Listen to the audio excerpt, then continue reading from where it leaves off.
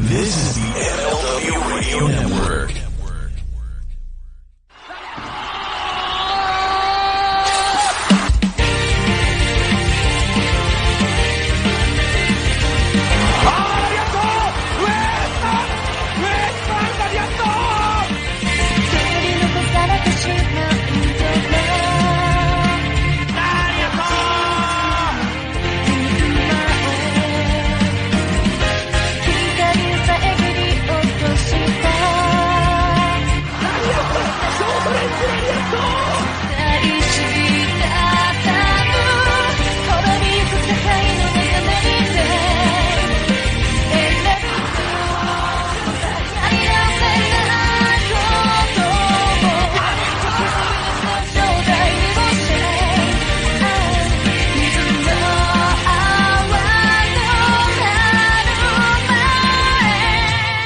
Hello and welcome to a new episode of the Eastern Lariat podcast, your show for news, notes, reviews and opinions on the world of Japanese pro wrestling here on the MLW Radio Network as well as on cagematch.net.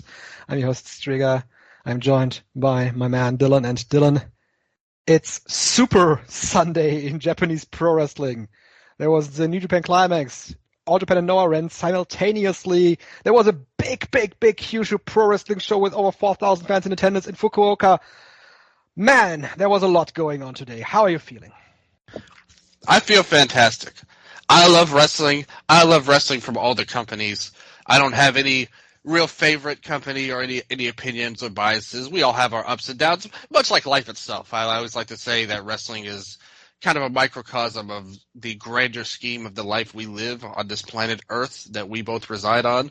And everyone listening to does as well, unless, some of the aliens out there are listening as well. I know there's been a lot of we don't government have statistics meetings. about that, Our host doesn't allow us to really track those listening outside of planet Earth. I see. I know there's been a lot of government meetings over that recently in America. So I don't know if they're releasing some info, they're admitting some things. There was some cover-ups that maybe are coming out. Maybe even some people telling lies in government, which is much like wrestling, is nothing that anyone would ever say would ever happen. You mean they would work the government? The aliens work the government. Maybe. I think that's something we didn't take into account. Yeah. Overall, I think that's something the government needs to look at a little bit more. Who are the workers among the alien crew? But we're working on that. We're working on the statistics. We need to see in the Neptune region, the Ilium region, the Neptune Citadel. territory. Yes, the Neptune territory on there. We need to look at the Citadel, Ilium, all of the planets in the Mass Effect galaxy, I would say. There was a lot going on planet Earth as well, so we might just go back for a bit here and focus on what is going on our planet, because not only was there wrestling, I was watching with 3 screens at some point because I was watching the penalty shootout between Sweden and the US team at the World Cup, and it was really dramatic. Well, Germany already out in the group stages, so we can really have a talk there. So Germany basically, Dylan, the Kaito Kiyomiya of football. Yeah, that's true. They're returning to Earth from Tessia, but we have to look at the World Cup. It's kind of what we called for G1 to take place as before, but instead you've compared Germany to Kaito and out the group stages. We'll see who does that make the U.S. Hikuleo? No, they are out too. Well, that's what I'm saying, and he'll be out after the next round. So. Oh yeah, well, okay, yes, maybe. Unless you maybe, think who knows? Naito's taking the fall to Hikuleo and Strigga's block. We'll see about that. I don't know. I guess anything's possible. Before we get to G1 Climax, Dylan, let's tackle this in chronological order. We're talking about some other topics at the beginning of the show. Briefly here, we had shows on Thursday and Friday. I want to talk about DRAGONGATE a bit because they had their King of Gate final on Thursday from Sumo Hall, drawing a crowd of 1,258 fans.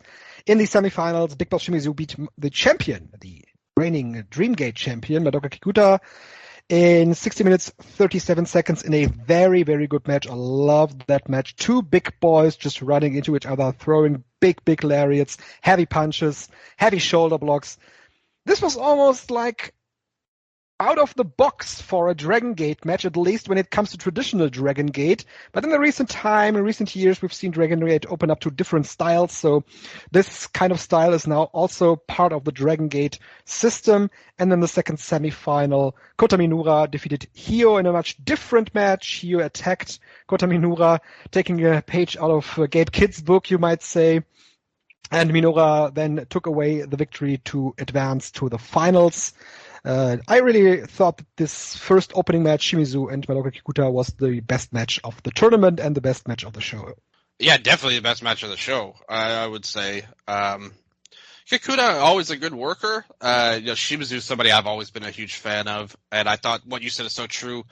Great to see them go at it. And like you said, in the old days, a match like this probably wouldn't have happened in DG, but I think that they've done a great job of realigning their styles. I've said this many times over the last few years. I think that they've done a great job of rebuilding the roster to have a more complete style. Then you see two wrestlers like this advance to the semifinals, and one of them should have won, in my opinion, like that Big Boss, but they had a great match here, and it makes sense when you look at what they did going in there, and I hope they do something with Shimizu going forward, even though I fear that they might not overall, considering who won, but it was a good match for what it was. Yeah, that's the thing about it. I was pretty sure that Shimizu would win this tournament, but in the end, after the rebuild of Kota Minoura, after he made it to the finals, the call to crown him wasn't the wrong call either, I think, because that's clearly a guy that has a lot of fans, especially female fans right now. Still, though, much like you said, I don't know if there will ever be a point in time again that Big Boss Shimizu will be this hot, especially coming off of that Reiwa 6 angle where he was excluded from the Big Six by champion Madoka Kikuta and now showed it to him. That's a big win for him, at least, beating the champion in the semifinals, but then not going all the way. I thought, like I said, crowning Kota Minoura wasn't the wrong decision, but I felt that ultimately the better call would have been to have Shimizu winning. Yeah, I definitely think so. And it gives you more options because now with Minoura winning, I mean, he's probably going to win the title on top of it. And I think that's a real tough move to make. It's a tough move. On one hand, I don't think that the Kikuta reign really has come to an end. On the other hand, you somewhat booked yourself into a corner because you'd expect Kota Minoura to win. But in the end, it's not a given that he has to win the title because I've discussed it also with Peps on Twitter. He came back. Yes, right. Minoura came back from this crushing weekend last year at Kobe World, and nobody really would have thought that he'd ever be at this stage again, where he would have that level of confidence and be the winner of the King of Gate again. But here he is. So I think that Kota Minoura would have easily bounced back, could easily bounce back even if he doesn't win the Dream Gate from Kikuta right now. Shimizu winning King of Gate and losing to Kikuta wouldn't really hurt him, and you could do a Kota Minoura match down the line. So yeah, it's a difficult. Minoura losing to Kikuta will hurt him very bad if they do that. There's no question about that. Also, because I mean, he is a guy that has fallen short so many times, whether it's not just for the title, the Dreamgate title, but you look at the tournaments, you look at the stuff, failed factions. Last year, there was a lot of heat on him. You don't want more Gotos in wrestling, at the end of the day. And that's what they're going to turn him into and I don't think he's going to lose. I think he's probably going to win. But if they did do that, you're not going to want to hurt and he is, to me, I mean, I can't say this 100% for sure, but to me, we saw last year, this kind of is evidence of that. He is their guy. When it comes to Dragon Gate, they want to make him a star, and they didn't force to feed him into that thing last year just by accident. At the end of the day, and let's face it, I mean, Kikuta's run hasn't exactly enamored the world. It's been short, but I kind of go back to that Kobe World show. You had that big speech. A lot of people voted for it as one of the better moments of the first half year. And he cut this big speech. And I go back to something Jay said on Open the Voice Gate. He said if they don't have the blowaway match, then that speech becomes hollow, pretty much. And they didn't have the blowaway match. They needed a 10, and they got a 7 out of it. You know, and it was a good match, but it wasn't what you wanted. Yeah, the thing though is, and you might be right, and my argument might be in going into the same direction as yours ultimately, because Madoka Kikuta really hasn't been given anything as champion. He hasn't been given any real storyline to hold on to. So you can really fault him for failing, quote unquote, on that stage, at least. They've done this before with remember exactly, and that's why I was saying that might ultimately be run into your argument as well, because him not being given what others have been given might be the indicator that Kota Minoura will be winning the title. That I can see. I just don't know if that is a given necessity that he wins the championship, because he has rebuilt himself, he won the tournament, and he has also rebuilt his faction around him, so that ultimate failure of him not winning tournaments has been turned around, and the ultimate failure of this unit has also been turned around. Oh yeah, if you go back to, but the thing is, I like that because I'm not a big fan of his. Ultimately, and me personally, I think Ben K is who turned that faction around. If you look at where they were before he joined. And, without Ben K, we wouldn't even be talking about this, in my opinion. I think he has a lot more. But he's another one. They ended his reign pretty early, and he was actually doing good as champion. And they ended it pretty early. Again, we go back to that. That's when they did the faction wars and all that stuff with the Toryumon and all that. So it was kind of a necessity because of the story more than anything wrong with him. But then look what they did after. For the next years, he was basically a bench player on the roster. Mm-hmm. So you don't want Minoura to be a bench guy for the next 3 years, or they don't. I do, but they don't. So I think that it's a tough spot right now. I think he's going to win, but I hope that Kikuta gets more of a chance. I think he's a really good wrestler, like a lot of good guys here. I mean, it's funny because I was talking about this. If you look outside of the big cage match, which even including the cage match, to be honest with you, if you look at the ratings on Cage Match, there's not a lot of high marks this year. Like, when you look at the matches overall, the ratings are kind of low for a lot of their matches, for the big matches. They don't really have anything over that 9 range or anything like that, like even Noah or All Japan. They have a lot of matches like that, but for some reason, the matches themselves are not seeming to connect with the Western audience, at least. I thought the cage match was a spectacular match. Like, that would definitely be an underrated match based on the ratings. But if you look at the matches, they're not really taking to a lot of these Kikuta matches that you have here. That's right. But the thing, though, is Dragon Gate doesn't have a big audience right now outside of Japan. And even in Japan, the audience has been very small in comparison to other years. So even this show, I wanted to say, too, this show, I mean, I saw those pictures. I think 1,200 is a little tough. If you look at a lot of this audience, I don't know how accurate that number is. If you look at a lot of the pictures on there, Yeah. So not really a lot of matches really have a rating that we can get behind, because there's usually 2 or 3 people voting for the matches. No, that's not true at all. I'm talking about even the cage matches, like 8.36 or something. Yeah, the cage match is one of the few that actually has a lot of ratings behind it. But it's still not very high. Oh, that's true. That's like, and the Kikuta match as well was a major match with Shun. That wasn't that high. I mean, you're looking at 8s, like 8s maybe. Like, look, Kikuta Shun, 8.19, 41 votes. Mm-hmm. How many more votes do we need to say that that it's not taking to a lot of the fans? No, that's true. There was no counterpoint to yours, but it was actually like a argument for your point that there is just not that many people on the ratings right now. And even those that are not liking these matches that much overall compared to years past at the end of the day. Because it's not like, again, okay, look at Kikuta's reign. They had the match from a few years ago. Only 20 more votes than the Kikuta Shun match, but still over a 9 for the 10-man match from 3 years ago. on there. So it shows that this year, for whatever reason, even the Yoshioka matches were higher last year. They weren't super, super high, but they had a little bit more height than this year, which I'm very. Yes. I don't know, because I think the cage match really should be something everyone should look at. Yeah. But otherwise, there's not been a lot of great matches in the grand scheme of things in DG this year. Like, and I made this point on the other show I do, Dramatic Dream Dragons.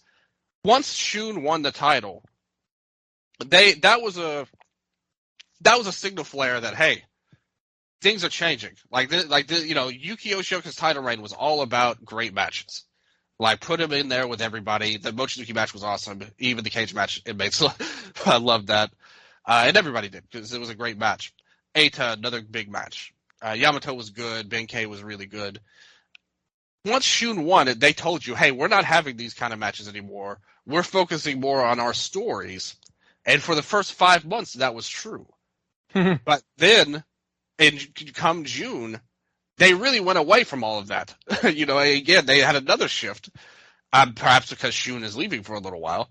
But they went away from all of that, and now we're in this weird phase, this in-between phase, where we don't have those matches that you want, but they don't have the stories either. Right Kobe World might have also just not happened, because none of the things that happened at that show have a meaning with the current product they have. That's a great point as well. Diamante leaving right away. And he's not back. The next point that we can look at is Dangerous Gate on August 20. But you'd really think that he should be back and really profit from that great moment at Kobe World to keep that momentum running. And I don't know if he has it right now. I know he doesn't. He couldn't maintain that. Yeah, he lost that, but hopefully he can get it back when he comes back. Yeah. But that's another thing. This show, everybody was speculating there's going to be some kind of big angle on, right. And that's happened multiple times this year where there's been a Korakuen show. They said, "Oh, for sure they're going to do something here." Yeah, I was pretty sure that they were going to do something. Yeah. And they didn't. Yeah, see, so that's another thing. It's there's just it doesn't feel like a super hot company right now, even after the big Kobe World, but the wrestling was good. The main event of the show was good. The wrestling is good on here. I just think that they're in a tough spot right now, a weird in-between phase of their existence. Let's look at the Dangerous Gate card as we have it right now. A special 6-man tag match. Masaki Mochizuki, Don Fuji, and Tomohiro Ishii take on Benkei, Yuki Yoshioka, and Strong Machine Jay. Wow. This is wild. Yeah, Jay, another one that they that kind of lost his momentum after the big Kobe World match. He got injured as well, and that wasn't a real injury. They told the story of that, and was out of the King of Gate in the first round, I think. Yeah. That wasn't a real injury. I don't know why they did these things. Because if you look at all 5, obviously Ultimo and GK are not that relevant for the future, but the other 3, the ones that the match was based around, MIA pretty much. Two guys out in the first round, one guy out, not even in the first round. It's crazy, but Ishii and DG, it gives them something to do. Dangerous Gate special singles match. Yamato faces Fujita. Junior Hayato. That's an interesting thing. Hayato came to Dragon Gate saying he wants to wrestle the opponents that Hiromu Takahashi has wrestled, because Hayato himself is wrestling Hiromu Takahashi at the October 15 Michinoku Pro Show. So we get another of those matches that are standout matches on the card because they don't really have a storyline. Yamato and Fujita Hayato. Fujita is the champion for Michinoku Pro. Yamato really talked down on Michi Pro, while Fujita is also still the UWF champion, right? In Great, so double champion. We'll see about that. Yamato didn't win the Hiromu Takahashi match. Maybe he has some more chances on this one, but I think that even you don't believe Fujita will win. No. Yeah, he's not going to win. Why does Yamato get these big matches? This should be Daya or someone like that. But Daya, not even in the King of Gate, they gave him anything. And it doesn't have to be him. It could be 20 different people. That would be better. Else. Yeah. I think they just picked him for this role this year. He is not in a stable, so he gets to do these outside matches. Yeah, I don't think he's a very interesting opponent at the end of the day. And maybe this will be good. I mean, Fujita is a great wrestler. We all know that, but this doesn't enamor me, to say the least. Yeah. That's the next match enamor you much more. It is Ishin versus Mochizuki Jr. These two, Dylan, they have amazing chemistry. Ishin, obviously, the Open the Brave Gate champion, making, I think, his first defense against Mochizuki Jr. here. They had a preview at the Kurikan Hall show. They are wrestling on all the tour stops right now. I think this match could be the show stealer.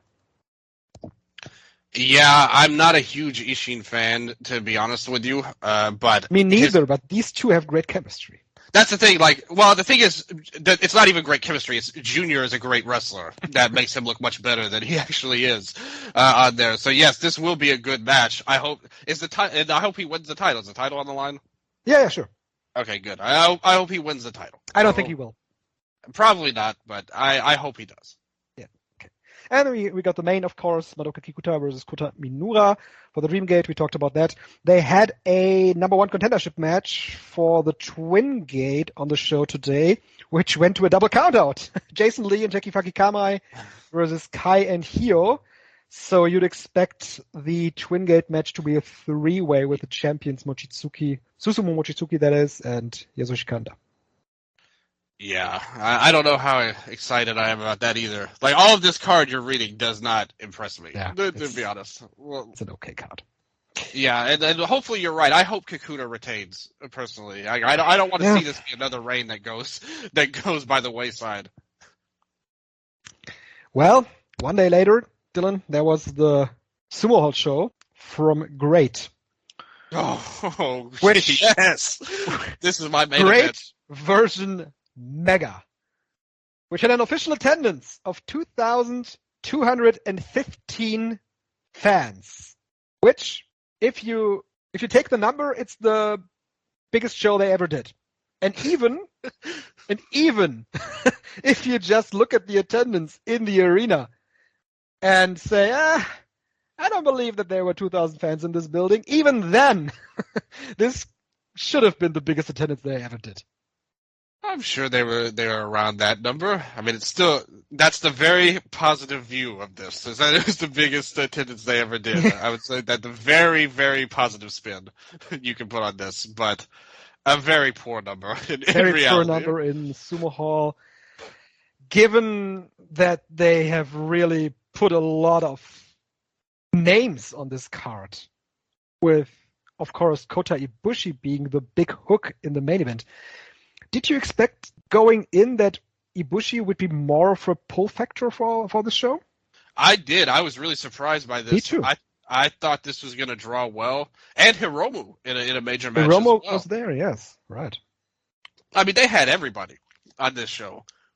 And think of all the people that they flew in from Mexico and these places. Think of all the money that they spent. Well, they actually flew in less people from Mexico than they usually do. That's true. Yeah, you're right. They always do that. So, and par for the course. Yeah, you had Janai. Galeno Del Mar. Oh yeah, him from Mexico too. Yeah, Janai Kai. Jack Cartwheel was on there. Mm-hmm.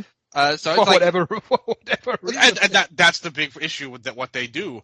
Why? Why do you fly these people in? Let's take this match where Jack Cartwheel was in. Like, they have Kento Miyahara, who is a proven draw in any company, in any arena that he walks in, and they put him in this weird mid-card 8-man tag match where, I mean, clearly he is the main guy in this match, and he was the one that got the shine and that got a big entrance and people were up for it. But wouldn't you want Kento Miyahara in a bigger match? You would think that, but I mean, I'm not Shima, so No. so I don't. Of course, Shima puts himself in a 6-man tag match and wins in Sumo Hall. That's what he does. Yeah, beats the Hiromu team, in fact. But I expected that when I saw Tancho was on the other team. Yeah. I knew he was going to take the fall, but and that's okay in the grand scheme of things, but it's just funny when you look at it. Yeah, exactly. It's just a fun little note because it's Shima, especially. But I figured this was going to happen, and Gono didn't come cheap either for the MMA. Oh no.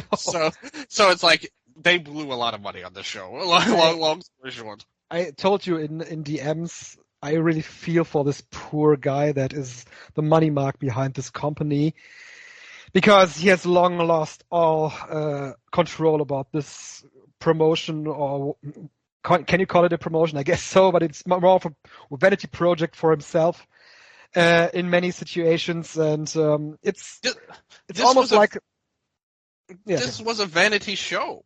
Like, sure. I mean, like the But main event. it's not a vanity show for him. It's a vanity show for all the talent on the card, and I'm happy for everybody, especially happy for everybody that got to the main event.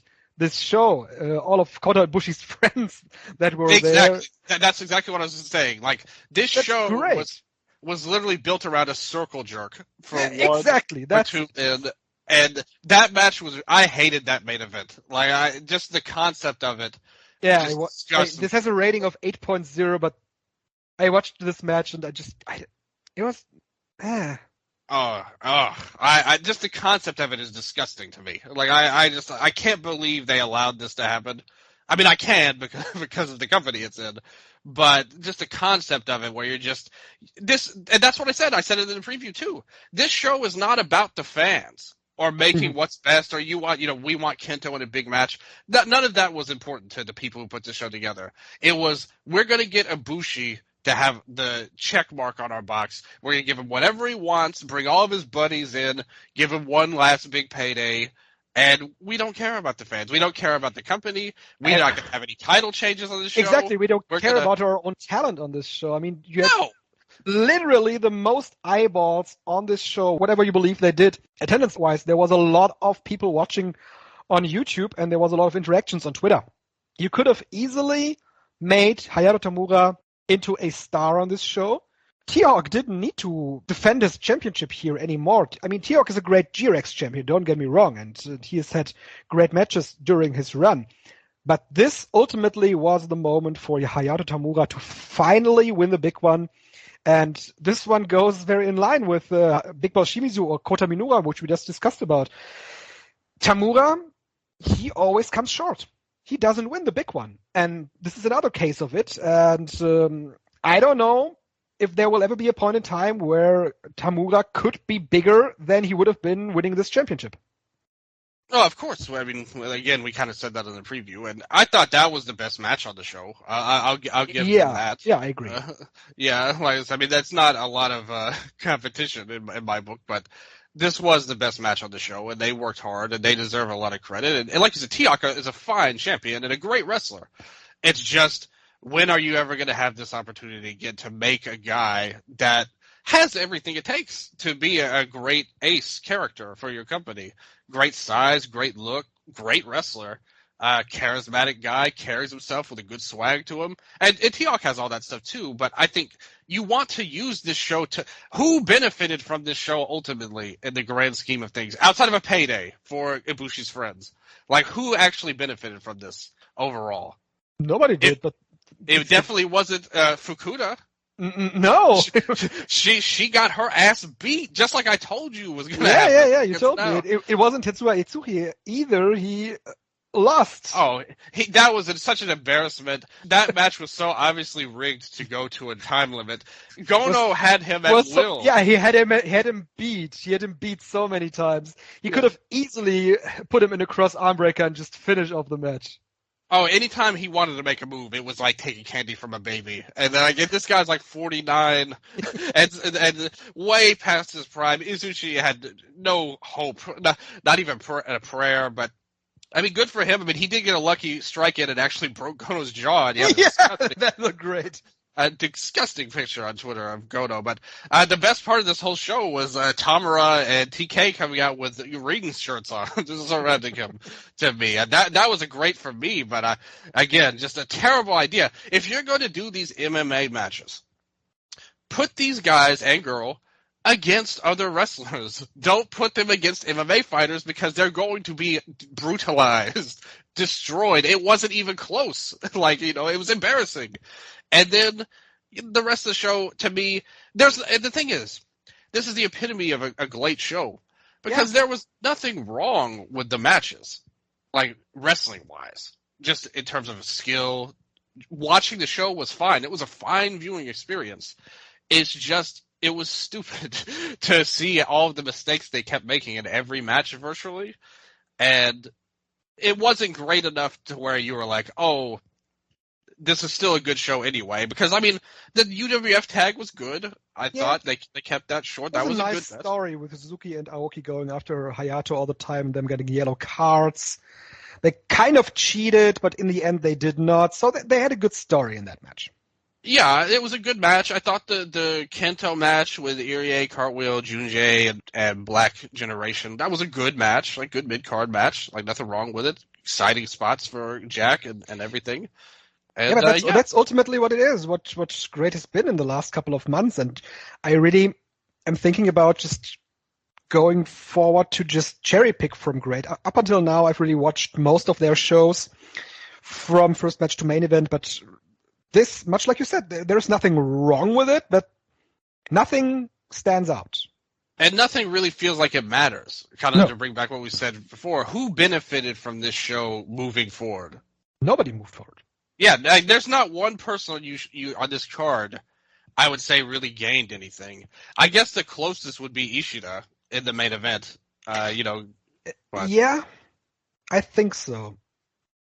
And maybe that's a stretch to say the least. But I thought he worked his heart out, and I will say that the GLEAT guys in general, I thought they really tried their best here at that main event to make something out of it. That's why he got high ratings on there, and the match was fine. Like I said, there was nothing wrong with it. I just hated the concept of it pretty much. But I do think that the GLEAT 5 that they had all tried their best, to get something out of it. And I thought Ishida did a wonderful job at the end. It's just he lost in the end. You see this bad house. You're doubting. I mean, it's such a low number. I can't even bring myself to doubt it because obviously there's going to be a lot of empty seats with 2,000 people in Sumo Hall. But it's either way, it's a low number. It was just sad to watch. Naoshi Sano once ran Sumo Hall, basically also just as a circle jerk because he wanted to have a Sumo Hall show for him and his friends. He just did it. And the attendance, of course, was worse than that. It was around 1,000. I remember this. Yeah. But this show, of course, it looked like a better house, but not far better.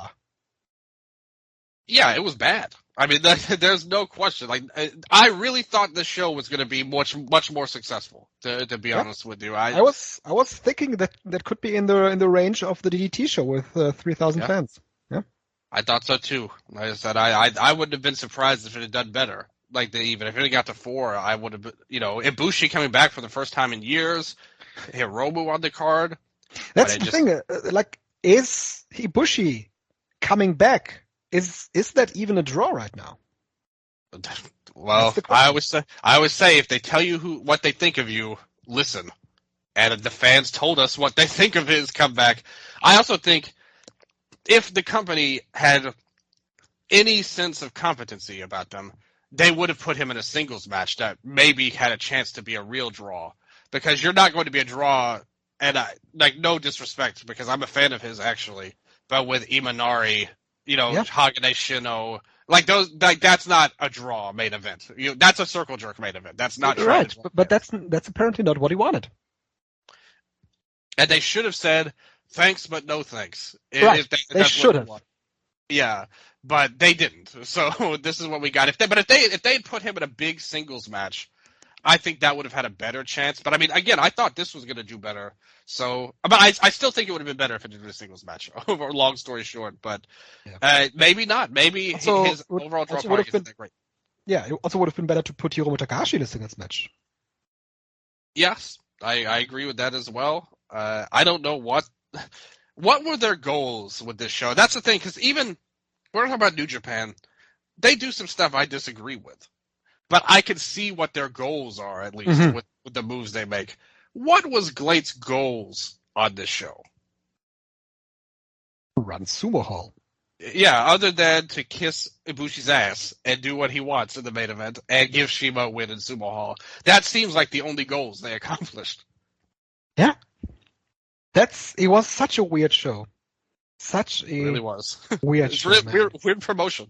It feels like there's so many so many ideas going around in this company, and no idea is really well thought through.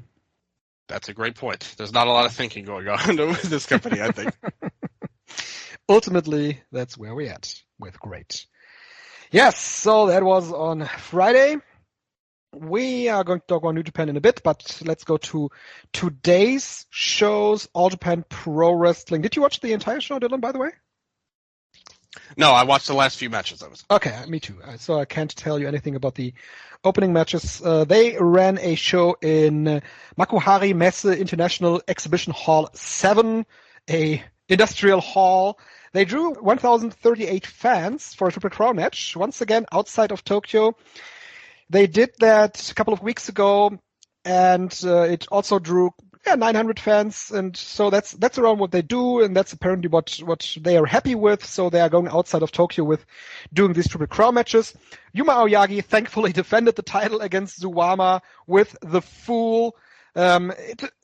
It didn't really look like that Zuwama would be winning the title. I didn't sense any change here, but they did some close calls, some near falls with Aoyagi after the backdrop, for example. But ultimately, this was a match that in the end, Aoyagi won really handily, coming after the big high kick, the Kokihara high kick, his Rockstar Buster, and the Fool with a clear victory. And that's what it should have been.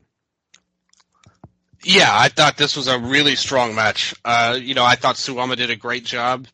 I thought he had some extra fire that he usually has, and maybe even I don't know how he did this. Maybe my mind tricked me into this. I was delusional watching this somehow, but it felt like he was moving faster than we've seen him in a long time. He had some of that 2011 Suwama going on in this match right now. I felt like, and he was going in there, really working hard and busting his ass here. So congratulations to Suwama for really putting your great effort here, even in a loss. Yuma, I think, done a great job. I really like what they're doing with All Japan right now, actually. That Shimane show you mentioned, that was the first ever Triple Crown match there in that building. And these numbers aren't necessarily super impressive on their own, but in the context of where they are, they're much more successful than like the New Japan show, what we'll talk about, or especially the GLEAT show for sure. So I like what they're doing here. They're building their base, which they've done in the past of going around the country, not like you said, not in Tokyo. They're doing shows all over, and I think that really gives them a great vibe to them overall. It's unfortunate because one thing I will say about these matches that I watched, it felt like the crowd was into them, but the audio was not that great, like the miking and stuff. Yeah, the miking wasn't great. I don't think that these big buildings, like not big in a sense that this is an enormous building, but the ceiling of the building is very high. So I think that a lot of the audience is just lost. Yeah, you may be right about that because it felt like they were into this, but it wasn't coming through. It's same for the other matches too. I felt the same way about the other two I saw too, but I thought that this was a really strong match though. Just work rate rise. I love what Aoyagi's doing. He feels like of all the champions right now in Japan, he feels like the best total package to me. Like the wrestling, the charisma, how he carries himself. He's got everything, and I think that's great because some guys are okay, some guys are good workers, some guys are charismatic, but I think he's got a little bit of everything. I enjoy watching his title reign, and I'm glad that he got the defense here. Yes, absolutely, yeah. No new challenger yet, and we don't have any announcements for the Royal Road tournament either, so we'll see. You'd think they were running Wembley the way they're promoting this. Yes, that's right. Let me see if they announced a bunch of matches, but not for the Royal Road. They announced that Fuji will be returning in Yoyogi. Yeah, they announced a lot of stuff for Yoyogi. At first, when I saw that, I thought that he'd be retiring, but no, he's returning. Okay. The second match on that show, the semi-main of the show, was a match for the number one contendership for the junior title.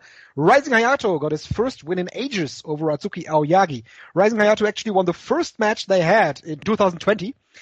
And then they did a double KO, and Aoyagi won the last three they had. So once again, a victory for Rising Hayato. 15 minutes with the Sid Vicious. That's his Lion Salt version.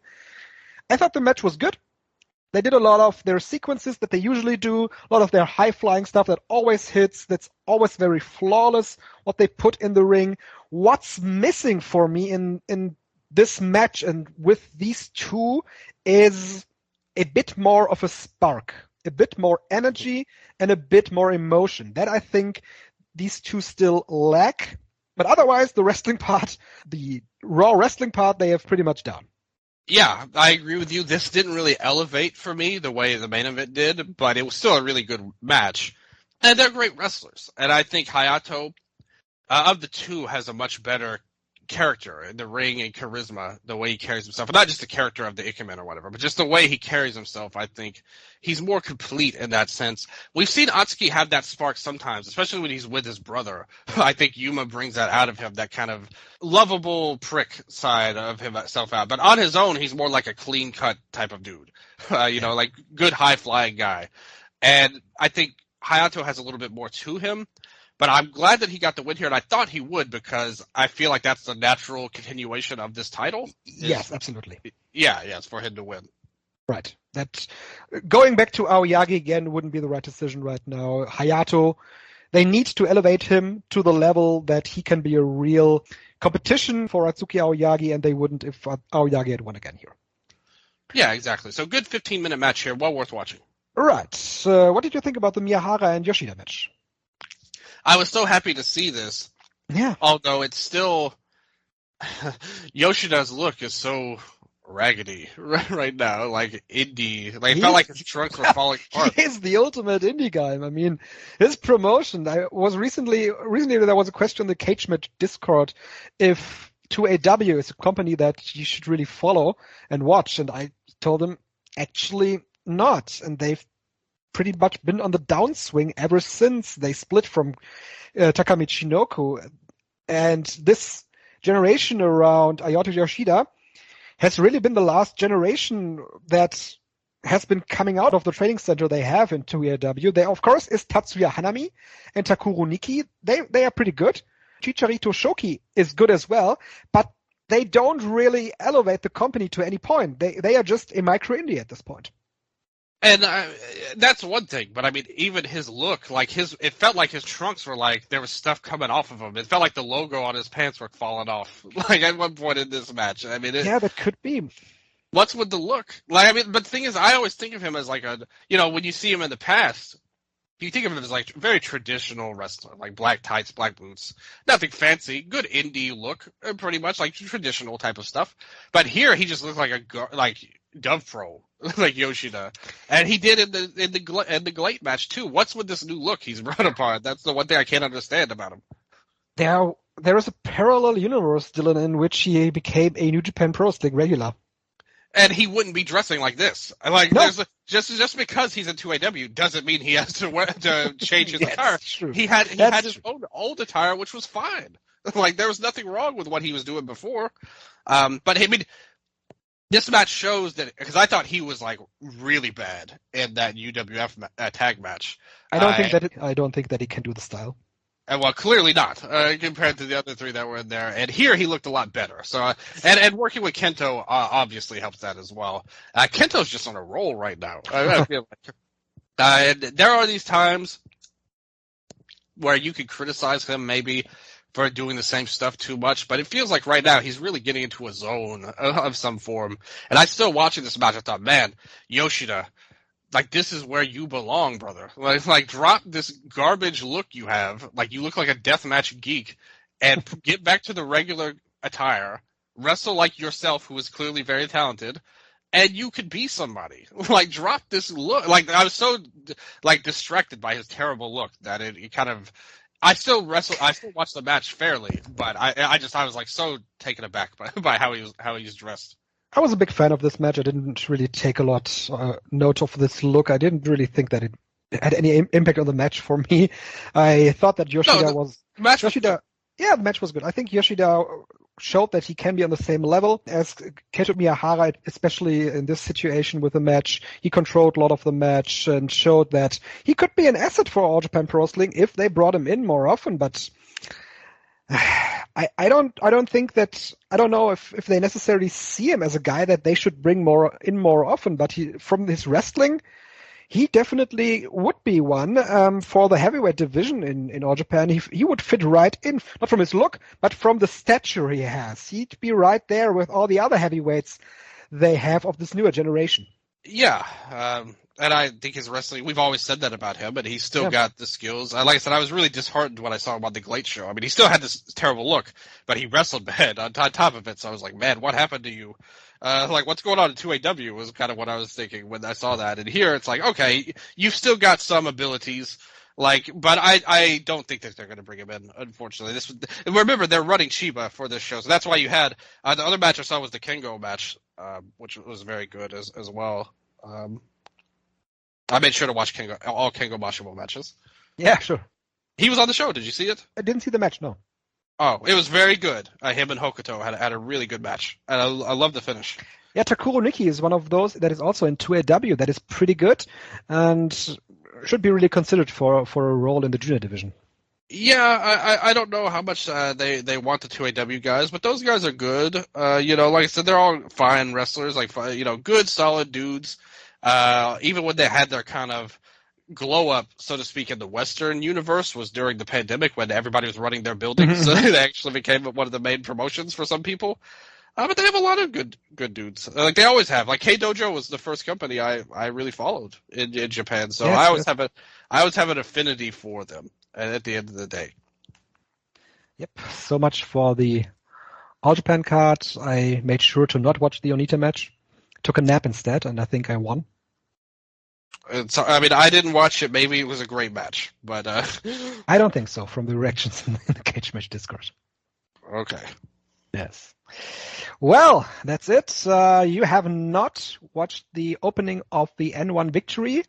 Nope. I'm correct there. Yes. They ran Ryokoma Budokan, drawing 804 fans. Their last show there did well over 1,300 fans, 1,308 to be quite honest. And even the opening last year did more, around 900. So you can really say that this was a very successful show. But the show had a great main event. I thought Jake Lee and Timothy Thatcher was a great match. Thatcher once again showed that he is just one of the best pro wrestlers that has a grasp for any situation on this planet. Great selling. He sold the atomic drop, Dylan, like he legit fell on his ass and not like some indie geek that would just jump around in the ring. He looked like his ass really hurt. That was a great sequence. He tried to pin down Jake Lee to the mat to not allow Jake Lee to get his offense in that is based around him having a distance on his opponent. And in the end, he still got his corner kick in to win the match. But man, Thatcher is just a great wrestler. Yeah, he's amazing. I'm sure that match was great. How many people you say they did for this? 804. Yeah, that's right. But yeah, Thatcher is great. It's a shame that the fans weren't enamored by this. It didn't feel like it captured the hearts. But I love the Thatcher man. That brother can wrestle as good as anybody else. And I think Jake has been a great champion for them. If you look at what they've done, this show aside in terms of a drawing or whatever, but his matches have all gotten better as time has gone along. I think he's really done a really good job. He deserves a lot of credit for his GHC run. On your point, the last show that they have been drawing better since Kaito wasn't there anymore, the bigger draw they had in Yokohama actually was the one where Kaito Kiyomiya was in the main event against Jake Lee in March. Oh yeah, that was March. Well, this show was clearly like an outlier. Like overall, you got to look at the stuff they were doing with Korakuen and stuff like that. Lately, like they've done some great stuff with obviously Kento and Kento. Yes. Yeah, Kento and Nakajima. Also, the Jake and was very strong as well. Overall, I don't think Kaito would have helped this, to be honest. No. I also don't think that it was smart if you look at the way the card is built. Again, I haven't seen the show, so I'm kind of speculating here. But I don't know about the idea of having 4 straight foreigner matches to end the show either. That was something that stood out to me. Mm-hmm. That's true. And I wasn't a big fan of Adam Brooks in the first half of this match. I thought he looked really sloppy in the beginning against Keno. He messed up a dive as well. Looked a bit weird when he hit a pile driver, but in the end he worked himself into the match, and it was a good finish in the end with him hitting this move that's called the Aussie Buster. It's basically a spinning fisherman's buster onto the knees. It was a surprise that Keno lost the match. I thought that Saxon Huxley actually looked much better than he was when I saw him for the first time a couple of months ago. It was a decent match with Shiozaki. And Wagner Jr. actually displayed a very traditional Dr. Wagner outfit in white, all white here against Taiki Inaba. Also pretty good match, but yeah, I can see your point of the all-foreigner matches on the top of the block. And weirdly, they had Manabu Soya and Katsuhiko Nakajima as the first of the N1 matches, and that match was actually pretty great. Manabu Soya showed a lot of fire, and he won the N1 Rumble a couple of days ago that they did, where they positioned him very strongly, and he is hot out of the gates, beating Katsuhiko Nakajima, and the crowd was really into this match. Yeah, cool. He's had a great year. Like, a lot of people have really gained a lot of love for him overall. I think like everybody talks good about him now, and he's had a good year. He deserves it. Yeah. Jack Morris picked up 2 points against Yoshiki Nomura. There was this great camera angle that I posted on Twitter where it really looked like that Jack Morris had him trapped in this Cobra twist, and Inamura was trying to get to the ropes. Inamura once again was great here. Jack Morris has been a great addition to the roster as well. So this was another good match on the show. Yuma Ansai lost against Lance Anoa'i in a short match. Ansai got some decent offense in, but he'll have more noteworthy matches down the line, I think. And the one that I didn't talk about yet, Yuki Yoshioka defeated Masa Kitamiya. Kitamiya, much like Jake Lee in the main, tried to pin down Yoshioka with his leg submissions. Yoshioka broke free a couple of times, hit his dives, hit the battle hook, and surprisingly here, he defeated Masa Kitamiya with his secondary finisher, the Inferno from the top rope, so he didn't even need the frog splash. Great. Like I said, I'm glad that Yoshioka got the win there. I think he's a guy that's done a lot of great work. This tour is going to be a real test for him outside of the DG style, and I really have to say, one thing I will say that I did see was I thought Noah did a great job on their YouTube videos that they put out for this. Right. I mean, they had interviews with every participant on their YouTube page. They had English subtitles for all of them, so you could easily go watch them and understand them if you want. But everybody was interesting. Everybody came across really well. It really humanized pretty much everybody. And I thought they had some great build-up, which makes the attendance kind of disheartening overall. Yeah, that's true. And Thatcher and Kaito did a poor number last year as well, so maybe the fans just aren't into Thatcher that much, which is a shame because he's freaking awesome as a wrestler. But we'll see where they go. This is only one night. I'm not going to read too much into it now. Even the booking decisions, we'll have to see how it plays out, who goes where, who wins what. Like, a guy like Nakajima is probably going to bounce back and win a bunch of matches later on, but Soya getting the win could be something big for him to hang his hat on later. Yoshioka, what will he do? So there's still a lot of good questions going in. I have one question for you in this tournament. Will Yuma Ansai have a better record than Kaito Kiyomiya in the end? I could see him getting around 6. Yeah, I think I predicted him to have either 6 or 8. And he had 6 in the Carnival, too, so that was the same as Kaito had. So, yeah, I could go there. Yeah, why not? So, this is Pro Wrestling Noah. That's the N1 victory. They were sure to note that Kaito Kiyomiya is not on the coming shows because he is focusing on the G1 Climax, which is a funny side note. Yeah, they did their annual Osaka double shot in Edion Arena. And for the Saturday show, they drew a house of 3,150 fans. And for Sunday, they did 3,275 fans. Noted that they did better on the Sunday this year than they did last year. So the Okada and Jonah did under 3,000 fans actually in Osaka. But this one, these two shows also did worse than the show on February 11. There was New Beginning with Okada versus Shingo Takagi in the main event, 4,055 fans. Last year's Saturday event did 3,370 fans with Okada versus Shingo Takagi. So Shingo Takagi might be a better choice for an Osaka main event. But here we are with 3,000 fans in Osaka, Dylan. Yeah, I think we can get to the point now where we can say this G1 tournament was not very successful at the box office. So overall, I think that's unquestionable. Yeah, and I wanted to give them the benefit of the doubt. I know, like I said, we talked about it a bit with Ospreay and Okada in the main event, which did a pretty poor number in Oda City. But now we're at the point to where even if they do a big number, it's kind of like the Champion Carnival, where they had that great final show, but then the rest of the tournament wasn't that great.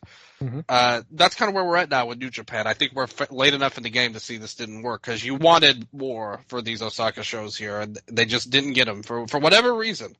I don't want to put any blame on anybody. Putting Hikuleo in the main event is definitely something you can point to for why did they do that. Sonata, Chase Owens, on the last night. I mean, these last night shows, I don't know. I don't know again, you always try and look at what are they trying to accomplish. I don't know. Well, with the A block especially, Sonata winning, no, but both of these blocks too, we have to mention. Half of the spots in the tournament or the quarterfinals were already locked up. Okada and Sonata were already going to make it no matter what. Exactly. So it kind of shows you that these shows weren't that important overall outside of maybe one match.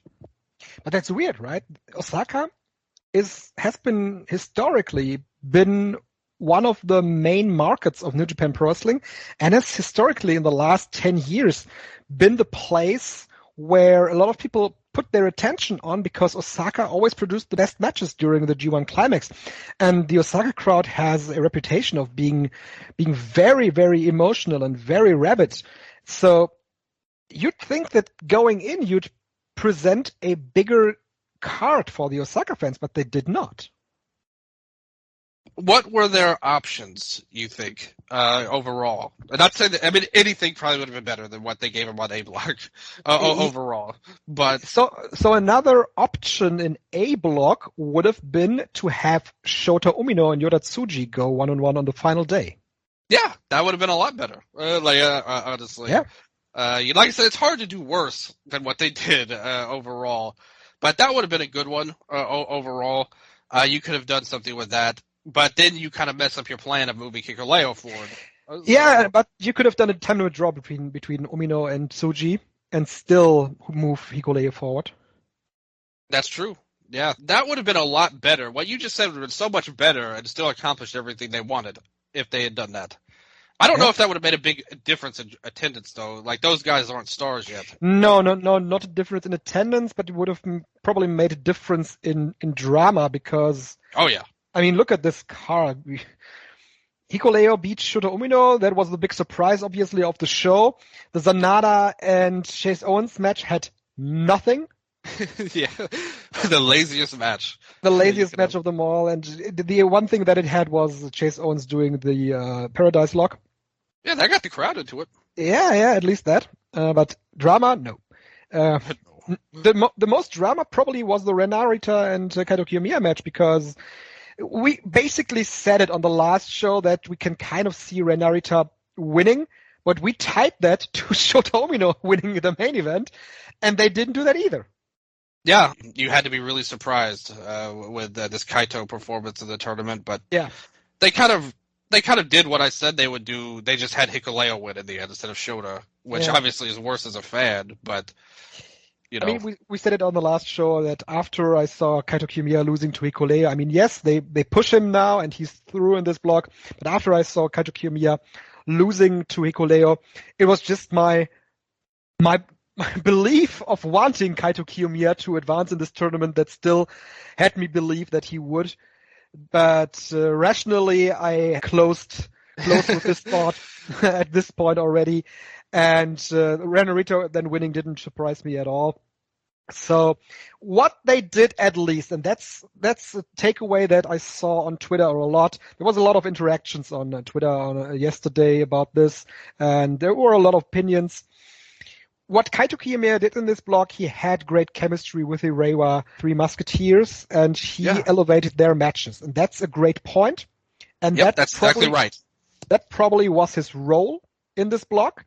You can think about that whatever you want, but he did at least that, and he showed that he can have great matches with all of these three guys. Probably the Tsuji and Umino matches were better than this one. But still, though, with Ren Narita, he had good chemistry as well. So if that's his role, he fulfilled it well. Yeah, the Umino match is definitely better. I would pick this above the Tsuji match. I thought they did a good job with each other. I thought they had, and it was good. I was happy to see Rin get something out of this tournament, at least because it's really been a wash up to this point, pretty much. To have him end on a strong note was really good, I thought. And I thought they really worked well together. I thought it was a really great match overall. That was definitely my favorite on this show. But, yep. You know, there was not so much to pick for, to be honest. It feels like, honestly, they're kind of just putting this whole block as a, like punting it, pretty much. Like, they don't care about if it draws or not. Like, they're just going to do what they want to do with this. Yeah. At the end of the day. And, like, you would ideally think that they would have built these three musketeers that you put so much into, allegedly, here. But instead, they chose to make a new Bad Luck Fale, which is what they wanted to accomplish here. Yeah, let's talk about that in a bit. Who do you think gained the most from these 8? Oh, Umino, for sure, I think, was, like, by far the one. Because Tsuji was already over. Yep. Like, he already had stuff. Umino really, I thought he did a great job in this tournament. I thought he really had a strong showing. He was my second best guy, just very narrowly over Tsuji in the star ratings. I don't have the scientific stuff done yet, but just in terms of the matches, he was like right next to Tsuji, and I thought that was somewhere I didn't expect because I wasn't a big fan of Umino's up to this point. And you give him the main event on the last night, it shows you that they have some faith in him. Not enough to have him move on for whatever reason, but I thought he was the one that by far gained the most. And I mean, I'm gonna say that given the position where he was before this tournament, I'm gonna say that Gabe Kidd gained a lot. Hadn't his first performances been there, I think he would have been one of the better guys in this block. And I think that his profile was risen a lot, wrestling all of these guys in the block. I mean, we talked about this tremendous brawl that he had with Kaito Kiyomiya, and he was great against the Reiwa 3 as well. So if they have a position for Gabe Kidd in a singles role in a couple of years, I think he would thrive on that. Yeah, he did a great job too. But like you said, he sucked at first, but the last two or three matches were really great. He found himself in there and it showed that he can be a guy. So yeah, he gained something, but I don't see him as a star the way I see. Like I see Umino as a future star now. I see Kidd as like a good tag wrestler at the moment. Mm-hmm. I don't see his ceiling being that high, but yeah, he has a place now though at least where you could, if all goes well. Like, let's say this Bullet Club thing takes off War Dogs or whatever. They could do something where maybe Kidd splits from Finley and they could have a feud now. Like, Kidd has risen to that level to where he could be a legitimate next guy. And who knows where, all you need is a chance. He opened the door for himself in the future, but I still think he's got a ways to go. Yeah, if he's given a chance, I think he'll go with the ball. Yeah. The question is, what is Hikuleo going to do with the ball, Dylan? Oh, his win means nothing. Like, it's literally, he's just going to lose to Naito in the next round. Like, it'd give Naito some big guy to beat. Like, I don't think he has any future at all. Him facing Naito would mean that Naito wins Block D. Yeah, which he's going to do. He's going to win Block D, yes.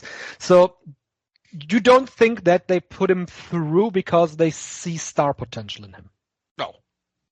I think they put him through because they see it in him. Well, he's big. Like, exactly. That's why they put. Like, that's all he really has is that he's big. But I think they want him. What you said is true. I think they want him to be their next foreign big guy. Yeah, exactly. That's what they have plans for him to be, the next Fale. But we saw how far that can get you. That is correct. But he's also a different guy body wise than Fale was. I think he will take that as a chance. But he's, in my opinion, far too limited to ever make it to a bigger position.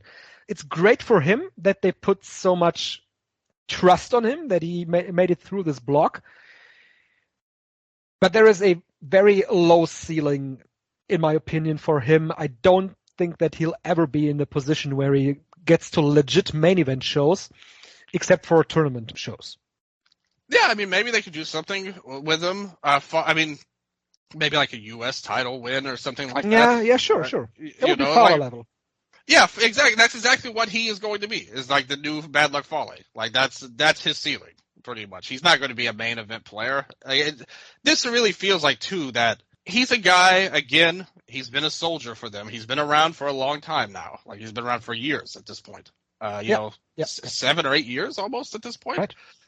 If you're not going to do something now, when are you? At the end of the day, if you want to get there, I still think it was a bad decision, to be honest with you. It was a bad call to have him beat Shota Umino in this match. Oh, absolutely. Like, yeah, any of the Three Musketeers would have been better to advance than him, in my opinion. But like I said, when you think about what they're trying to accomplish, it actually makes sense if you think like they do. At the end of the day, so that's kind of why we were talking about. Could you elaborate a little bit on that? What you mean with that? They wanted to have a new big guy. Like, they wanted to push a guy who's very big, and that's why I was surprised. We talked about it in the last show. I was surprised you were so surprised that Kaito lost to him, because Hikuleo is much bigger than him, and I didn't think he was going to win, don't get me wrong. Yeah, we actually did not consider that at all on our last show. Yeah, that's the thing. We didn't even consider that. But when you look at what they wanted to accomplish, they need a new big guy. That's a formula they don't have right now. There's no guy like that. I mean, you could say Cobb is a power guy, but he's not a 6'7", 6'8" guy like Fale was. They want that look. Like, that's what they're selling here. They want a guy with a very specific look. I mean, somewhat similar. You talked about Huxley and Noah. They're trying to get the Bruiser Brody thing going. You have Cyrus in All Japan. It's very traditional, going back to the old days of Japanese wrestling, that you want that tall, big, scary-looking guy to be a dude. And they accomplished that somewhat with this. Like I said, if they wanted a new Fale, I think they're going to be able to get that. And to be fair, going back to Eastern Lariat lore, we were OG Fale defenders back in the old days before he just totally gave up. And there was, there was a point where he actually, before he gave up, he actually was a decent guy. Yeah, we thought he was kind of underrated as a big guy. It's good to have a big guy. Like, that's a good thing to have. So it's logical. Like, what they did was logical in some ways. What really was stupid about this, what would have fixed all of my issues going into this, they could have done the same thing. Why not have one of the Three Musketeers in C block and advance, or D block and advance? Mm-hmm. Why did they all have to be in the same block and get outshot like this? That's a great question. I was going to ask you what their plan, what you think their plan was with the Reiwa 3, because much like you said, Sanada got double the points of Yodatsuji in this block, and Hikuleo topped them. What will their next steps be? Because they didn't really look good at all. No, except for a few matches they had. Except for the true Three Musketeers, Rin, Tsuji, and Tsuji's brother, who we saw in the show, who all got wins. Shota Tsuji. What is the real Shota in New Japan, Shota Tsuji, which was an epic spot in his match. Yeah, I saw a post from Golazo Dan. He had a post with Yota and Shota Tsuji next to a picture of Jay White and his cardboard Jay White, and said, match for next year's Forbidden Door is set. Awesome. So, shout out to Golazo Dan for that. But again, this to me feels like they didn't even try to accomplish anything with these guys. They just, what I said earlier feels like it may be true. They just punted this year, like with these three. You kept them all at the same level. Yeah, but why would you? Why would you? That's a great question. Why would you have Hikuleo and Shota be the main event on the last night? Why did you give Sanada 14 points? There's a lot of questions. Sanada is the first guy since Katsuhiko Fujita in 2005 running perfect in a G1 Climax block. Again, say what you want about Sanada, but I like that booking, honestly, especially for... The booking is good. Yeah, like, especially for a guy who needs everything he can get. Clearly, if there's any doubts, he's not a draw of any sort. Like, that's been proven in this tournament. It's good that this match wasn't even in question. It was a very clear victory, and that's what he needs. Exactly. Like, they put him over as a dominant champion to the point, what you will gain from this title reign ultimately is when he loses, it will mean more because he's won all of these matches in a row. So they did accomplish something with him, at least in A block. You accomplished something with both winners, even if I don't think it was the right idea. In either case, to be honest, if it were up to me, I would have tried to do something. I would have tried to elevate one of the Three Musketeers if I were running New Japan. And obviously, as a fan, Kaito is the best wrestler in this block. Ultimately, like you said, his ultimate purpose in this tournament was because he had no fans in Noah, he needed to win more in New Japan. Oh, wait, no, that's what the Noah president said. What his real purpose was to make the other guys look better, which he accomplished at the end of the day. Like, all of the other three had their best matches versus him. That's a fact. To me, this was Narita's clear best match. Umino and Kaito, that might have been my favorite match of the whole tournament. I loved that match. That match was great. Yeah, and the Tsuji and Kaito match was very good as well. Like, that was one of Tsuji's best matches. The Naito and Zack Sabre was up there too. I know you love that Naito and Zack match. That was up there. Again, there's like 5 matches, like 5 or 6 that I have kind of swirling around, but that was one of them, the Umino and Kaito. That was the best match of this block, I would say. They should really revisit that match at some point. And it had been noted. I was listening to somebody, I think it was Voices of Wrestling. They were saying how there was a coin flip, and they brought back to what they did in 2009 when they did that, which I do remember. That was the first G1 I ever watched or followed along live. And they did do a coin flip finish when they tied in the block there, which would have been – I thought that would have been a very fun storyline if they could have got through that. Have Shota and Kaito. It's lame on one hand, but more than being lame, it gives you opportunity because now you could have Umino complain about something and lead to another match between them. Right. And I would love to see it. They felt like more than anybody in Noah, actually – he felt like a generational type of rival for Kaito, like Shota did. Like, they had great chemistry, which is kind of bad because Kaito's been around for a while now, even though he's still young. But still, I thought they had a great chemistry with each other. And like I said, so you accomplished some things with the block, just not what I would have done or I think would have been best. Or what most people would have thought was going to happen. Then they left the obvious Kaito Kiyomiya versus Katsuhiko Okada match on the table. But obviously, for the reason that Kaito Kiyomiya is not on the level of Katsuhiko Okada, and they didn't see any. They didn't think that it was necessary to do the match, and they don't think apparently that this is a match that Okada really needs at this point of his career. Yeah, I mean, I have been the one that has said stuff like that a bunch. But it doesn't make it any better. Like, it doesn't make me. That's the apparent truth to it, because Kaito is not on the level of Okada, and they book him like he's not on the level, and Okada shouldn't lower himself to wrestling Kaito Kiyomiya. That's not what I'm saying. That's what we got to see in this climax. And that's what I've always said. Like, that's why I couldn't really understand your feeling about him earlier, because of everybody. I remember back in the Noah show in January. Dylan, it's never been as apparent. I think it was more apparent in February. Yes, yes, in that match, definitely. But when you get when you get someone into a tournament and you put out a path like that, wouldn't you think that a lot of fans would just think, okay, yes, they're doing that? All I'm saying is, I remember in January when they had the tag match, you said they wouldn't even let him beat Makabe. Which they did. That's right. That's why your comments are not consistent with your previous viewpoint, ultimately. But I understand what you're saying as well, when the path is seemingly so obvious to have a Kaito Okada match. And that's the thing. That's why I said my feelings, my beliefs were there that they would do the match, and the rationale came together a couple of shows ago where I found out, okay, that's the level that Kaito is. And you even said he would get a title match off this tournament. Sure. Which I just didn't think was even a slight possibility to happen. Yeah, apparently not. And I said that, okay, I was wrong with that, and that's fine. And it is fine, and we want him to have these things. Like, at the end of the day, as a fan, he's the best. To me, you could easily argue he's been the best wrestler in the tournament in the ring. He deserves better. But the thing, and kind of what I said in the last episode, this is not even in the top 10 most embarrassing things in Kaito's career that I'm trying to know. There's so many points.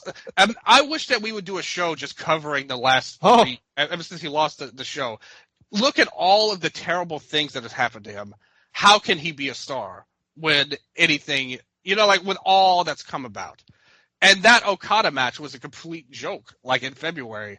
There was no way, after that happened, there was no way they were going to ever allow Okada to sell for this guy in any meaningful way. Like, he was just a complete loser.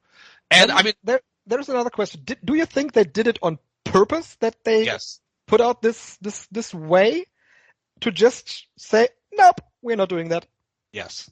Like I said, and I think that New Japan doesn't even...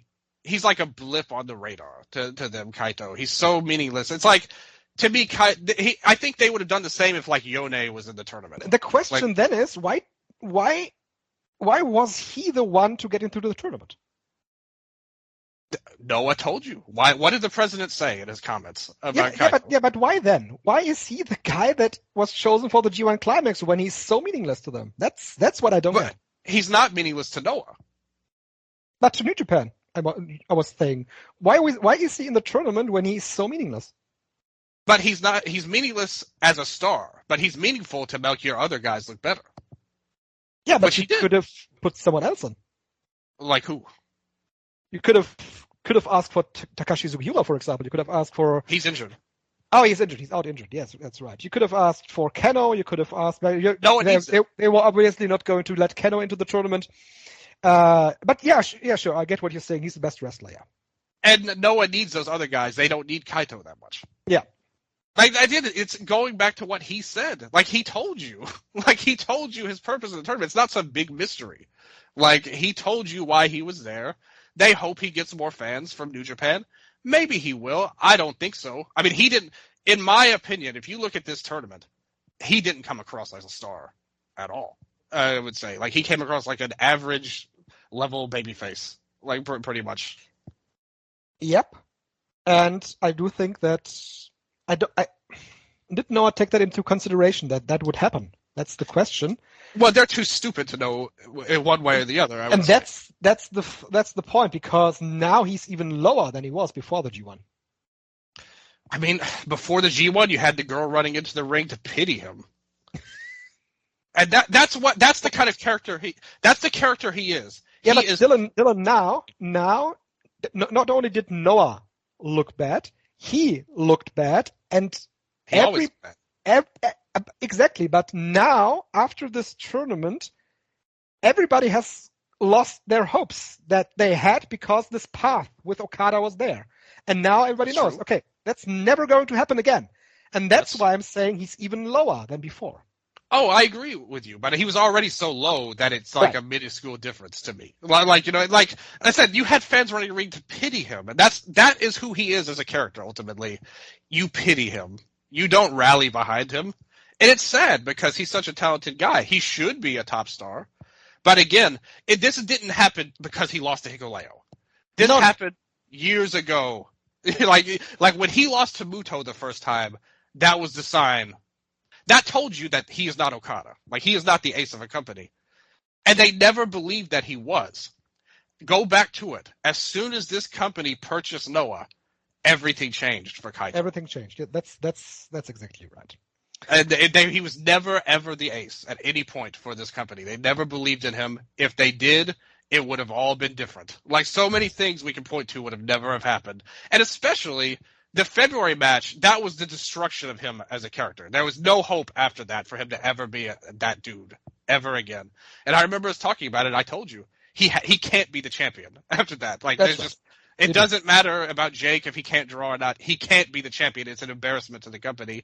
And now, again, the thing is, it would have been okay. It would have been a lot better if they actually had a plan coming for it after that Okada match to build him up. Mm-hmm. What did he do between that Okada match and his G1 berth? Oh, I can't tell you because I wasn't watching Noah, but I would say nothing. He did nothing. Like, if you watch the show, if you cared enough to watch the show, you would know that he did nothing except have the fans run in. They didn't have any plan for him. I wonder how soon they knew about that match, though. Like, was that something they just sprung on him at the end that was like, oh, what's this? You know, like they may have come in thinking, oh, it'll be an even match, and then New Japan said, actually, Okada is going to destroy him, and he's not. And they're like, no, we don't want that. He's our champion. And he's like, oh, well, I guess you don't need Naito in the main event then. Oh, there you go. There you go. And that's kind of what we were talking about when you were talking about earlier about favors and trying to negotiate it. There was none of that. Their even was that they let them have that dome win this year, and they needed. But they would have maybe negotiated if it was a guy that is important to them. Yes, that is true. But at the end of the day, it's funny because they said on commentary too. They kind of alluded to the idea that maybe Kaito should jump ship to Noah. Like the English, or New Japan. Excuse me, yeah.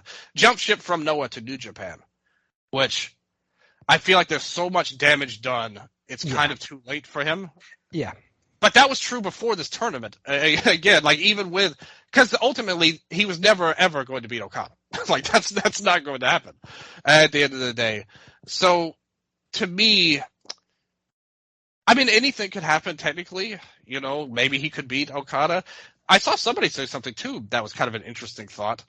What do you think of the idea that Kaito did this just because it was a money move, pretty much? Like, he made more money in New Japan than he would make in Noah for this tournament. I don't think that is questionable at all. Yes.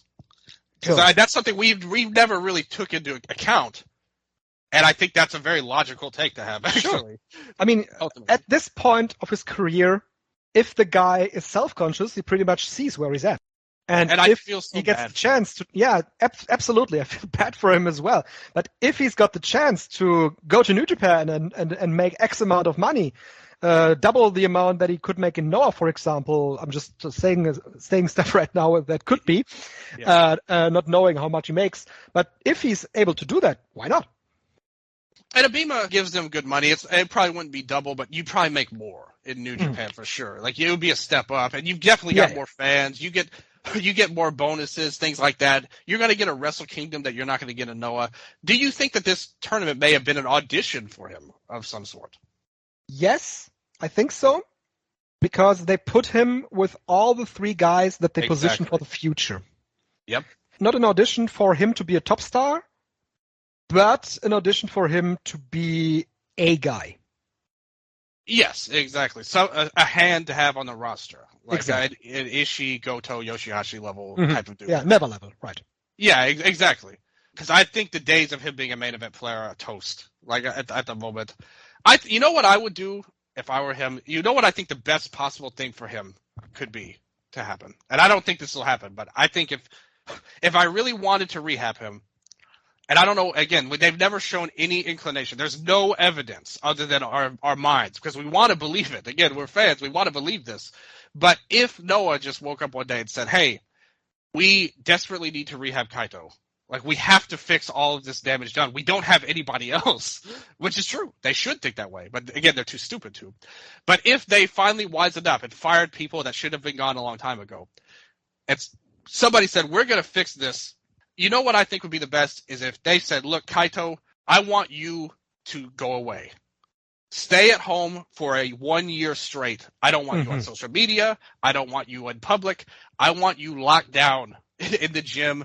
We'll have you train, change your look, change everything. We don't want to see you for 1 year.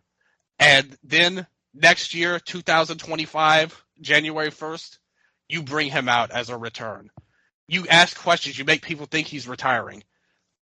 Make people miss him. Make people realize, hey, maybe we didn't appreciate what he had, what we had with him while he was here.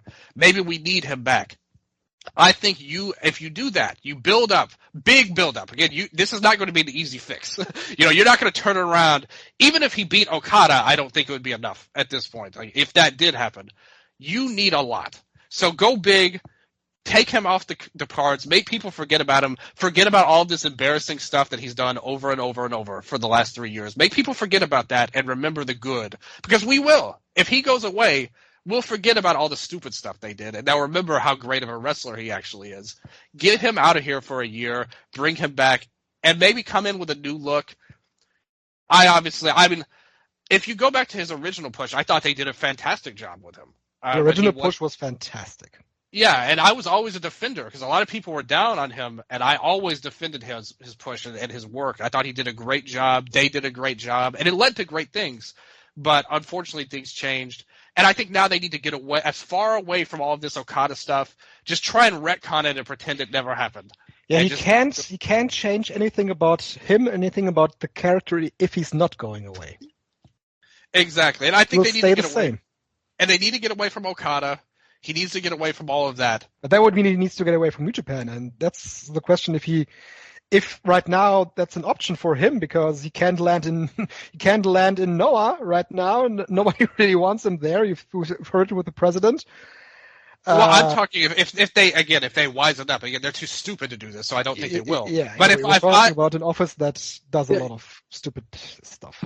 But if I'm Noah, let's say I got hired tomorrow to run the booking of the company, I would tell him, forget New Japan. You go home. We're not going to see you. I don't want you on social media. I don't want you at all. Like, he needs to go away and get away from this New Japan, get away from Okada, get away from Muto, get away from all of that, these ghosts that haunt him. Get away from that and let him come back as something completely new, or even just as himself. Like, either way would be fine, but they need to get as far away from all of this Okada and Muto and all of the embarrassments that he's had. They just need to make people forget somehow. And I don't think that'll happen. I think he's going to be more of the same. But what do you gain out of that? Yeah. I wonder if the Noah fans, like, what will his spot be on January 1st for their Ariake show? I wonder. That's what I wonder too. I can't see him being in any main event position. No, that would be. I think he'll be in a 6-man. And that's sad. That's not how it should be. Like, that's not how it should be. He'll be teaming with Inamura in there as guys who should be the top guys. Inamura, and Inaba in a team. The main event of that show should be Kaito versus Inamura for the title. If all things had gone better the last 3 years. Well. And we're talking about it. This is a tragic thing. It hurts my heart to even think about it. But again, I'm sadly not surprised. Like, unfortunately, but I know a lot of people were. And after all, we're talking about Pro Wrestling Noah, Dylan. That is true. I mean, they've been fumbling the bag with their young talent ever since. It's part of their DNA. That's true. The president told us. Again, he told us. I always say that if they tell us, we need to listen. And I guess now we'll listen more. Yeah, we'll listen more. That's ultimately the point that I was trying to make. It's so obvious now that. Yeah, and I was always listening. Yeah. So that's block A. It doesn't make it better. It doesn't make me any happier to say that. No. I wish I was wrong. I wish he faced Okada. I wish that you could come on here and brag about how you knew better than me all along. Oh yeah, Dylan, in a parallel universe, I got my victory lap. But unfortunately, we're not in that universe. We're in the sad, tragic one. Like I said, when you think of Kaito, your only feeling, your only emotion as a fan is pity. Pity. Well, Block A, final standings. Zanada through position 1, Hikuleo through position 2. Zanada is facing C2. We're expecting that to be Shingo Takagi. And Hikuleo is facing D1. As you said, we're expecting that to be Tetsuya Naito. Or Okada could face Naito in the quarterfinals. Okada could also, if Naito gets to D2. That's possible as well. And I don't rule that out, actually. Okay, well, that'll be interesting. Let's talk about B block. Yes, B block. I don't really know not a lot what to say about B block, because this was one of the more anticlimactic finishes to a G1 Climax block I can remember. Because there was no way El Fantasma was going to beat Will Ospreay, even though they designed the match in exactly that direction, that you'd believe that El Fantasma would beat him, because he threw everything but the kitchen sink at Ospreay and got a lot of near falls out of them, which got a great reaction from the crowd and got a great reaction from most of people on Twitter. And I think, I've not looked it up, but I'm very certain that this match got a very high rating on Cage Match as well. 9.12. 9.12. I'm not anywhere close to that, to be quite honest. I thought this was a very good match. But there wasn't anything that happened once again, nothing really happened for the first half of this match. And then it was an adrenaline rush to the end with all moves. And this is good, and if you like it, more power to you. I thought it was just very good, but not to the level that even they laid out. They said, we're going to have an historic match in Osaka. Just wait for it. And that's the only purpose that this match ultimately had in this main event position, and that's why this felt so anticlimactic in the end. I mean, Okada just handily beat Tangaloa, and exactly in the way that we painted it out, not to the finish, but Tangaloa tried to win by counter, didn't succeed with that, and then the match was just going its way. It was a fine match. But after that, there was no drama anymore. So the intrigue of this was not that it mattered anymore for the block. The intrigue was just, these are two guys that are going to have a great match. And I don't know if that's enough for a tournament setting like this. I want the drama until the last second of the match. Talking about Ospreay and Phantasmo? Yeah. Yeah. I mean, it did. If Phantasmo won, he would have advanced. I mean, sure, but that wasn't going to happen. Well, yeah. I mean, you're right. At the end of the day, you're totally right. If you bring out that argument for Kaito, it's true for Phantasmo as well. He was not going to beat Ospreay in this match. And everybody had to know. I think there's a much gretter chance Phantasmo would beat Ospreay than Kaito would advance. I wasn't buying it in this match. I mean, I thought they tried hard. The effort was there. I mean, the finish was the controversial Tiger Driver, 91 or 93. Yeah, 93. Of course, we have to get the age right here. But yeah, I thought this was like, if you imagine this match in your head, that's what they gave you, pretty much. They did exactly what I thought they would do overall, and I did think they tried to bring some drama in from Phantasmo. I didn't think he would win. Yes, they did, but I wasn't buying it. Yeah, I didn't think he was going to win, but I thought I probably bought it a little bit more, maybe. Maybe a lot of people bought it a lot more based on some of the reactions. Like I said, you go on Twitter, or X, now we have to say, a lot of people. It depends on what's on your phone. When will it update? I got the X, of course, but yeah. Yes, we've been X'd out right now. But if you see the reaction, though, a lot of people were talking positive about this match. Sure, so. I mean, I liked the match. Yeah, it was good, but I'm with you. Like I honestly agree with the stuff you said. Like honestly, I just think the thing is, even in these great matches, quote unquote, 9 rating or whatever, that to me that gets decided in the future. Like, will this match be remembered? Mm-hmm. And that's something we can't answer right now, obviously. But I don't think it will, actually. Like, my gut tells me this will be one of those that time will lose eventually. And maybe it will mean something. Maybe this is something they'll call back to at some point later, eventually for Phantasmo to finally beat him and be a part of that story. I mean, I don't know. I don't think so, to be honest, because, I mean, Ospreay, we kind of talked about when he beat Okada. That was kind of the mountain you had, but you made a great point that he actually has never won the G1. So if he doesn't, if he gets eliminated this time, which I think we both think he will, that gives him a purpose in New Japan in the future to stay, even though I think most people think he will leave next year.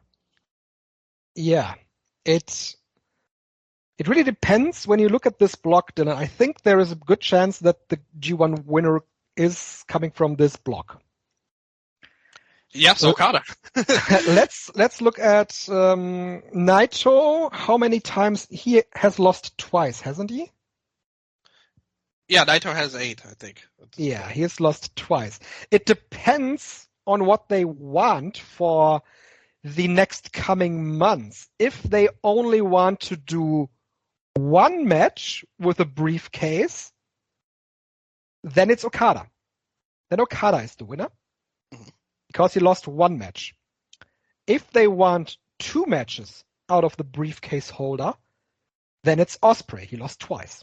Ah, okay. You know? Okay, I like where you're going with this. Naito also lost twice. If he wins the G1, you have 2 Naito matches with the briefcase, or he cashes in, like we said. So I think that's you really need to look at how many times these guys lose within the tournament. And Sanada didn't lose. So that could mean that the briefcase holder cashes in at the next possible situation. You really want this to happen, don't you? You've brought this up multiple times. But it makes sense. It does make sense, but they've just never done that. No. At the end of the day. So the thing is, what would be Sanada's next big match? Again, I agree with you. I want to point this out. Like, I'm on your side on this. I just am skeptical they think like we do at the end of the day. I think they think the briefcase is good. We don't, clearly, and I know you agree with me on that. So I think we're always trying to, because I think we said a similar situation last year, like to try and get rid of the briefcase with Okada, that he would be the best person to get rid of it. I think we've probably said that many times over the years, to get rid of the briefcase, actually. I don't know, but like what you said does make sense. My guess is they'll maintain the status quo, like for whatever reason. The thing is, the way the blocks are laid out, if you look at them, because you had Sonata go so strong with A1, I thought that they might do something where you could have Ospreay and Naito face, like Ospreay would win the block, and you would have Ospreay and Naito. Naito could be D2. And that would lead to Naito and Sonata, which I think would give the opening to build to something. What are they building to in this tournament? Like, I wonder, because right now with A and B blocks, there's no clear answer unless Sonata... there's no clear path anymore. Yeah, unless it's just the basic answer, which is Sonata and Naito at the Dome. Mm-hmm. But again, Sonata in the Dome main event, my brain can't comprehend that based on what we're seeing. Like the evidence we're seeing goes against that. But maybe that's what they're going to do. Like they're going to stick to their guns. Maybe this has been all planned out for a while now. But I'm telling you, as the more this tournament goes along, I'm getting that Okada feeling. I feel like the cards are laying down that in his favor that we could see a repeat, and that's their history pretty much. Like when in doubt, who have they always turned to at the end of the day? Almost always, not always, because I remember when Ospreay left the first time, they went to Shingo instead of Okada. But Okada doesn't even have to win the tournament in order to get a title shot. He just needs to defeat Sonata in the semifinals. That's a great point, and that's a point I made at the start of the tournament, that Sonata would lose and then could lose in October. Naito and Okada. Yep. I'm kind of feeling what you're saying. That could be the path. Yeah. Yeah. So Naito still wins over Okada in the final. That's the tough part. Is like now, if you get to that point, how would you get to Naito and Okada again? Have they done that before? I'm sure they have. Like where somebody won the G1 over somebody they faced in the final of the Dome. Like the Dome main event was a rematch of the G1 final. Yeah. Yes, they've done that. They've done that. Haven't they done that when in the year that Tanahashi won the G1 Climax over Kojima? Way back? Oh yeah, it was him and Suzuki, right? No, wait a sec. Just looking that up. I'm thinking about the Kojima won over Tanahashi. Oh yeah, right. Yeah. Kojima won over Tanahashi, and then they did the match again. Okay. So that's a long time ago. That's a long time ago. That's true.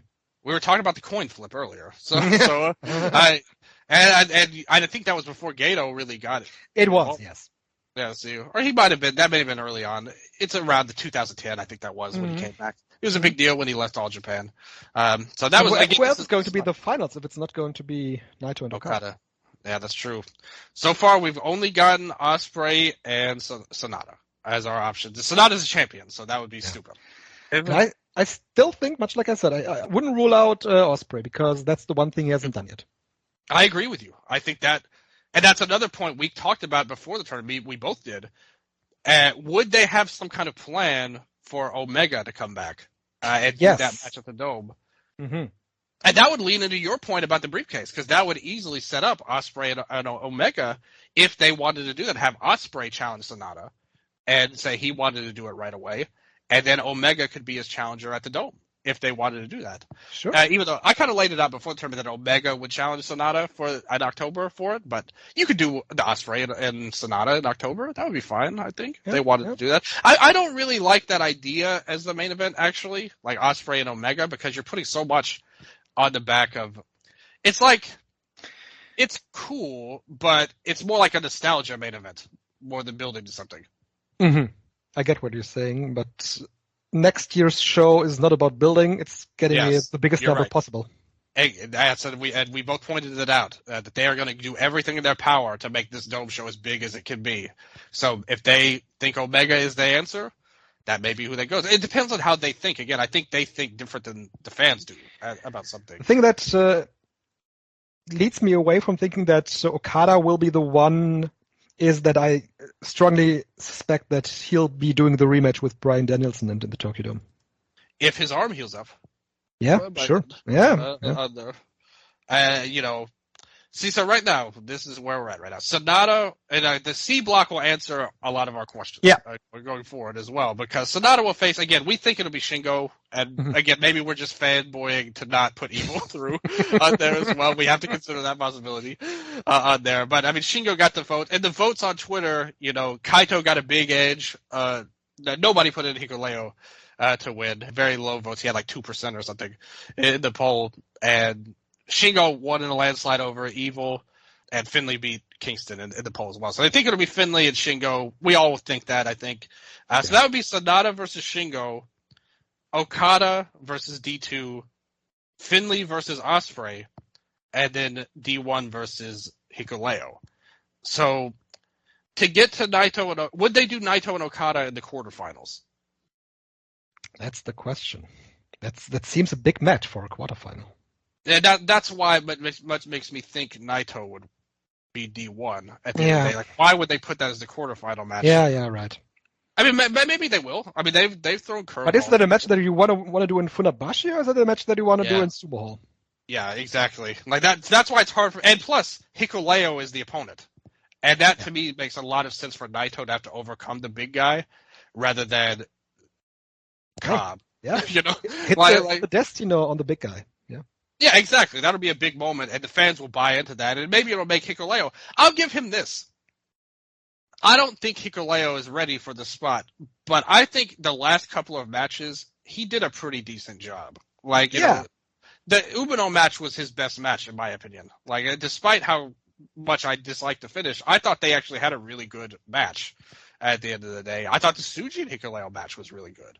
So he's not a complete wash. Again, kind of like we were saying about Fale, I think you could build this into a role. I just don't think that you should have sacrificed building these other guys to build this role. So I don't think Hikuleo is that. I mean, he's not good, again, but he's not like Fale now. He's not. No, he's not awful, but he's not a guy that screams main event. I agree with that, and that's why we kind of came to the conclusion we both agreed on earlier about Fale is its ceiling. But again, like, what are the other options? Cobb? Like, Cobb and Hikuleo, not great. Zack and Hikuleo would be just goofy if they like a ridiculous match. We still have not ruled out the thought of a 5-way tie. So how would they determine this again? The precedent has been set for the coin flip. So will we have 5 coin flips to determine this? I don't know, man. We need a 5-sided dice or something like that. I think so. We need to go into that Dungeons and Dragons dice that they have there with all the sides. So it's given us a lot to talk about. I think that's the one main positive of this is it gave us. I know a lot of people had a lot of thoughts on A block especially, but I mean, to me, like let's run through this just as a fan. Again, never mind booking. What of these matches excite you going into these quarterfinals? Like, what is your hype level for this? It's very low, to be quite honest. And I think it's been low for the whole tournament. The tournament has not been a success. I think that's what you can say right now. With even 2 of the block stage shows left, this tournament, until now, has not been a success. Absolutely. So even just looking at, never mind analyzing it or anything like that, just as a fan, my blood is not pumping for any of these matchups. And hopefully they can get there by the final, but even then, I think it's too late to save the tournament as a whole. You just have to hope you can end it on a good note. Kind of like, NFL season starting soon. So if you're a team that's, 4-12 going into the last week of the season, you just want to, and you're playing your rival team. It's too far gone now. Like, this G1 is not going to be great no matter what happens in the next few shows. But you can at least, if you come in with a big show at the end, you can at least come up with just get something to hang your hat on. And that's where we're at now, I think, with the G1. Yeah. Yes. And I guess that's as much as we can say, right? Yeah. Yeah. Yes, so we'll be waiting for the block stages to end, and then we'll be probably back before the eventual semifinals and finals happen. So if you've been with us for this ride, for the G1 Climax ride until this point. Of course, I want to say thank you, but there will be more from the Eastern Lariat. But for now, that's it from us. Thank you all for listening, and goodbye. Sayonara.